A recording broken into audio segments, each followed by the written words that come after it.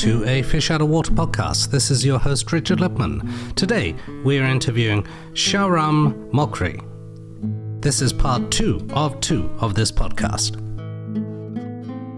This podcast is sponsored by Demode Records, available at www.richardlipman.co/Demode Records.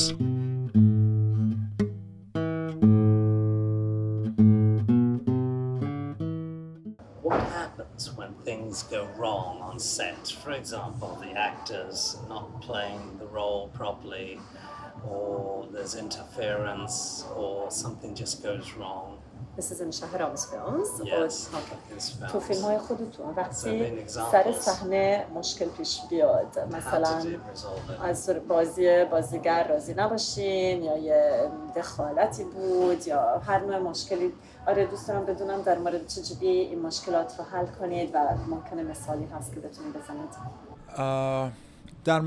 در مورد فیلم آخرم میتونم بگم مهمترین مشکلی که داشتم با مسئله فهم زبان بود، با وجود اینکه ما در ایران و تاجیکا همه به زبان پرشیا فارسی صحبت میکنیم، ولی چون از کلمات متفاوتی استفاده میکنیم، فهم اینکه آیا همه چی داره درست اتفاق میفته یا نه برام سخت بود.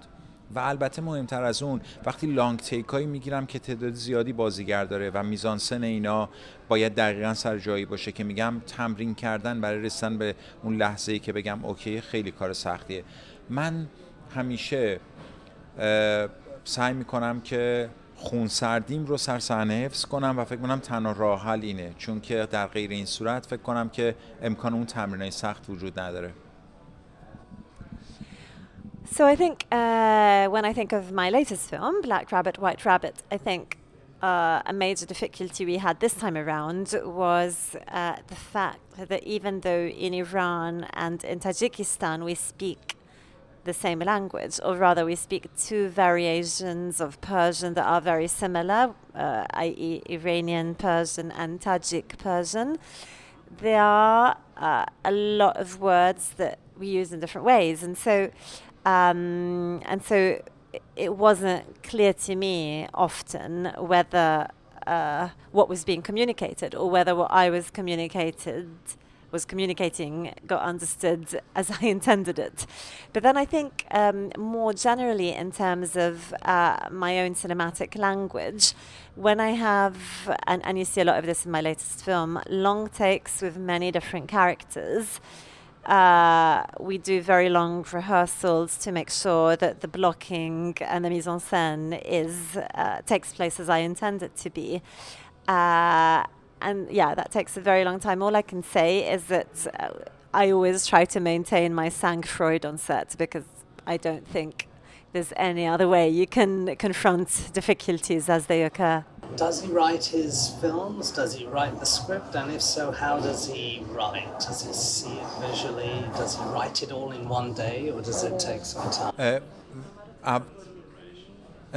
فکر میکنم که اول از چیدن پازل فیلمم شروع میکنم، یعنی ساختمان بیرونیش رو اول بهش فکر میکنم و به اینکه توی فیلم‌های من لوکیشن خیلی اهمیت پیدا میکنه، به خاطر اینکه جای دوربین رو باید ببینم. در نتیجه اول اونا رو فکر میکنم بهشون که چطوری باید باشن، چه ویژگی‌هایی باید داشته باشن و فیلم‌های من مثل مواجهه با سن تئاتر میمونه که تو یه جایی رو در اختیار میگیری و توی اونا شروع میکنی به تمرین کردن. بله، اول همه اینا رو تصور میکنم، بعد داستان رو توشون میریزم.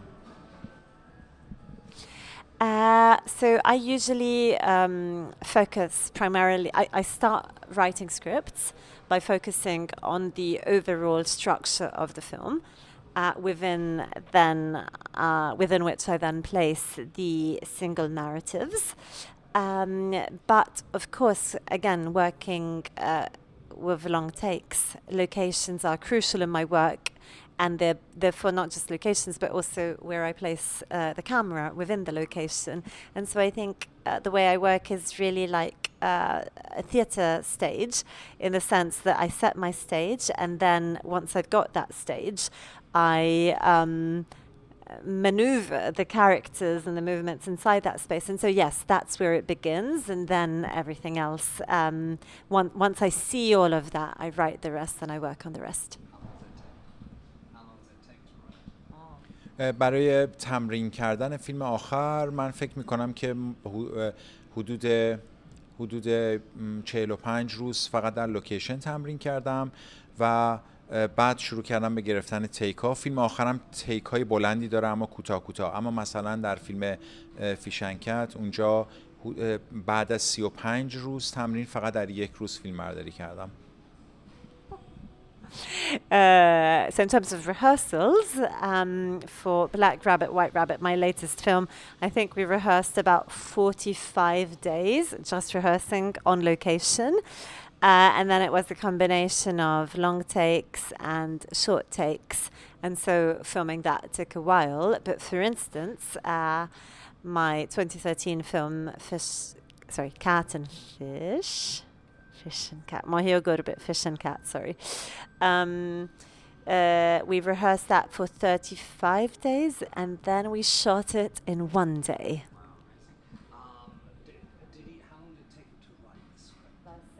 آره به سناریوی خیلی دقیقی می نویسم. یعنی وقتی که میگم میرم سر صحنه، قبلش چون لوکیشن رو دیدم و همه چی رو با دستیارام رفتم توی لوکیشن و میزانسنا رو چک کردم، سناریویی که میبرم سر صحنه دقیقه و بدون اینکه حتی جمله‌ایش رو جابجا بکنم اون رو فیلم برداری میکنم. مرحله نوشتنش هم طول میکشه. یعنی من بلندترین کاری که میکنم روی سناریوه، بیش از 1 سال برای سناریو وقت میذارم.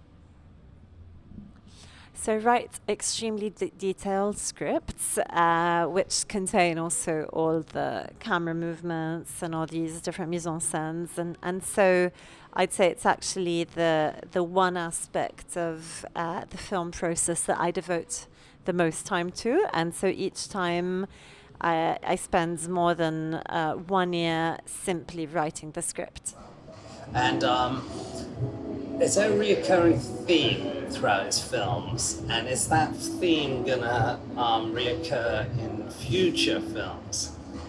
آیا یه موضوع رو طی می‌کنین تو تمام فیلماتون که فکر کنین در فیلم‌های آینده‌تون هم پدیدار بشه؟ خیلی سوال جالبیه. فکر میکنم این اتفاق افتاده. الان که دارم به سوالتون فکر میکنم که این اتفاق یه جوری هست توی فیلم ها، بدون اینکه حالا شاید انقدر دقیق بهش فکر کرده باشم، اما توی فیلم ها یه ارتباطی اینطوری بین همه فیلم ها وجود داره و وقتی فیلم های منو ببینید متوجه میشید که اینا رو یک نفر آدم ساخته، با یک ایده و با یه تفکر ساخته. It's a very interesting question, and now that you ask me, I am thinking almost out aloud that yes, I think there is a recurring theme that perhaps even unconsciously I have been pursuing since I began making films, and which I'm sure I will keep pursuing. And I think also that when you watch my films, it's clear that I made them. And so if you watch the films, you will recognize who the author is. Would you like to discuss the theme? این موضوع رو آره حتما. فکر میکنم که مثلا توی فیلمی که 2013 ساختم سعی کردم که یه میزانسینی رو همیشه خودم اینجوری باش فکر میکنم که از بیرون نگاه کنم، مثل یک مارپیچ، مثل یک هزارتویی که از بیرون واسادی و داری نگاهش میکنی. توی فیلم بعدی که ساختم بعد از اون اینویژن، فکر کردم اگر همون هزارتو باشه و حالا من بتونم توی هزارتو باشم، دوربین من چه تغییری میکنه و کاراکترام چطوری دارن دیده میشن. و بعد فکر کردم توی 2 فیلم بعدیم اگر من بتونم زمان رو به جای اینکه در یک لاین توش بازی بکنم، بتونم در طول تاریخ بهش نگاه بکنم. یعنی رابطه بین تاریخ به مفهوم همون هیستوری و فیلم هام درست بکنم، اما توی اون لاین زمان چه اتفاق میفته. اینطوری فیلم های من با یه ایده مشترک که اون کار کردن با زمان، با مفهوم زمانه دارای ارتباط شدن. Yes, I think that, for instance, in Fish and Cat, I created a sort of labyrinth, but from the outside. It was like standing outside this labyrinth and trying to make sense of what was happening inside the labyrinth and how this affected the characters and the locations.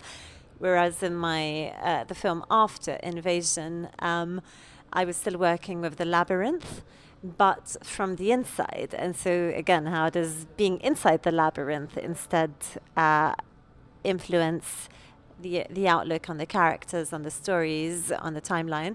And then the two films I've made since instead, I think, are very much about the relationship between time, history, and cinema, or the story of the film. And I think that's what I'm pursuing at the moment. So I think it's all, and how do you break up time in a way that it does take on this relationship with history. So I think maybe it's really about time throughout my films. The other thing is, how did he get his break at the beginning? Mm-hmm. And also, if Netflix would come up to him and say, I want to do a series, what would it be? سوال اول اینه که چجوری موفقیت اول دیده شدن اول رو چجوری به دست آوردین؟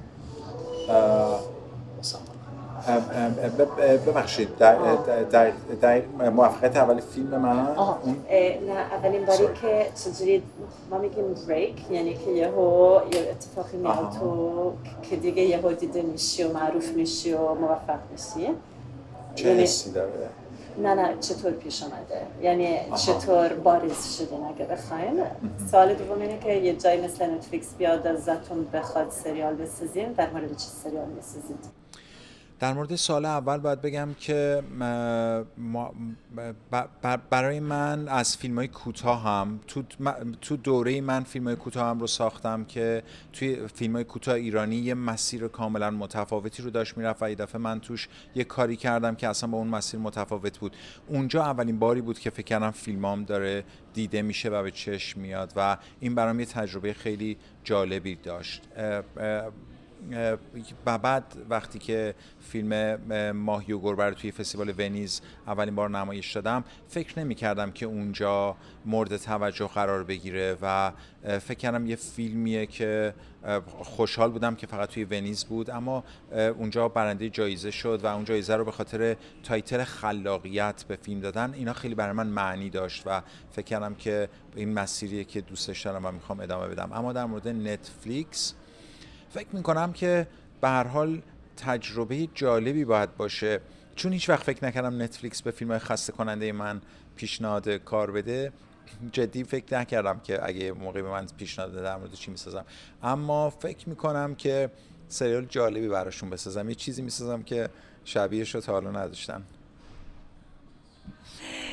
So, in terms of your first question, I think actually my films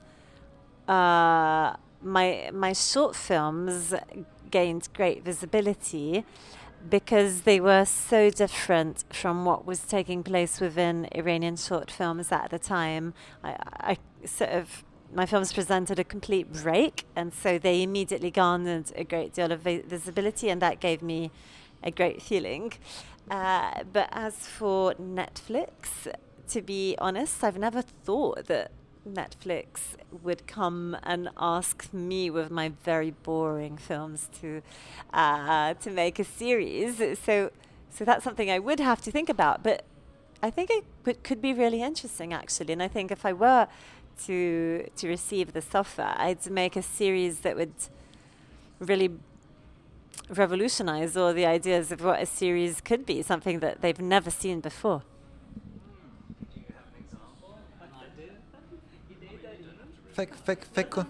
فکر کنید یه سریالی ببینید که هیچ اتفاقی توش نیفته، فکر کنم جالب باشه.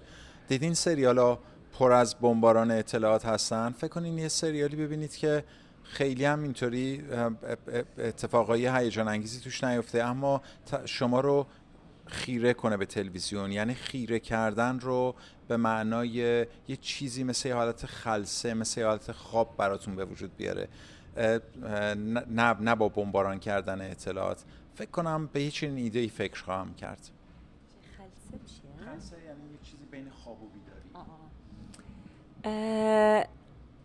Well, I think, you know, what it would be very interesting to make a series in which nothing happens, as opposed to the usual bombing of informations that you get with all TV or streaming series.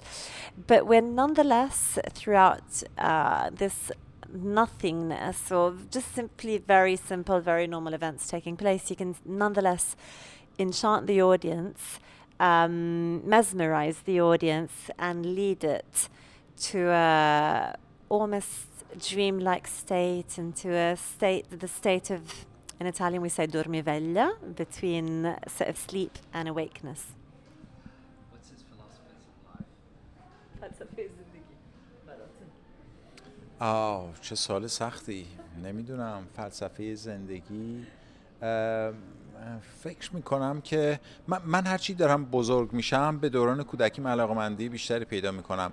فکر میکنم زندگیم برام اینطوریه که آخرش قراره بفهمم که اولش چقدر خوب بوده. فکر کنم اینطوری دارم نگاه میکنم به زندگی.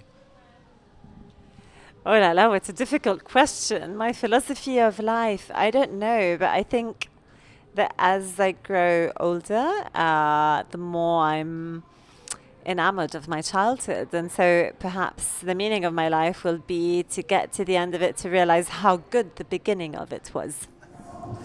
Is there any advice you'd give to filmmakers today? نصیحت برای فیلمسازان جوان امروزه. فکر میکنم قبول کنن که سینما یه عالمه ایده های مختلف متنوع توشه و فقط دنبال تکرار کردن یه سری ایده خاص نباشن. چیزی که تو دانشگاه معلمایی مثل من همیشه راجبش حرف میزنن فقط برای اینه که اونا رو نادیده بگیریم، نه اینکه برای اینکه به اونا عمل بکنیم.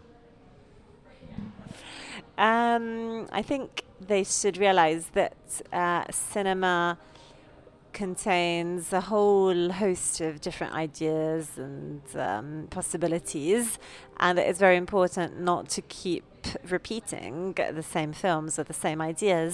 And so the principles that I and other people who actually teach film students, they're just things that we talk about so that then students can ignore them. We don't talk about them so that they should implement them or follow them.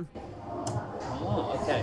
And what about relations with different countries in the region, in the Middle East? Is that something that you would be keen to explore if it were possible? You mean as a theme? Yeah, like relations between the different countries around the Middle East. We know it's a hotbed of... برای من یه جور سرزمین سینما وجود داره، یه کشور سینمایی وجود داره که آدمایی که تو سینما کار میکنن و راجبش حرف میزنن اهالی اون کشور هستن. در واقع فکر میکنم کسانی که فیلم دوست دارن، راجب فیلم ها حرف میزنن، راجب ایده های فیلم ها حرف میزنن، در هر جای دنیا دارن حرفای مشترکی رو میزنن و متعلق به یه فرهنگ مشترک هستن. به خاطر همین من خیلی زود اونا رو تشخیص میدم. در جاهای مختلفی که سفر میکنم خیلی راحت میتونم باشون ارتباط بگیرم و حرف بزنم و فکر میکنم باشون گذشته مشترکی دارم. به خاطر همین برام ارتباط راحته، چون فکر میکنم همه مال یه سرزمین هستیم.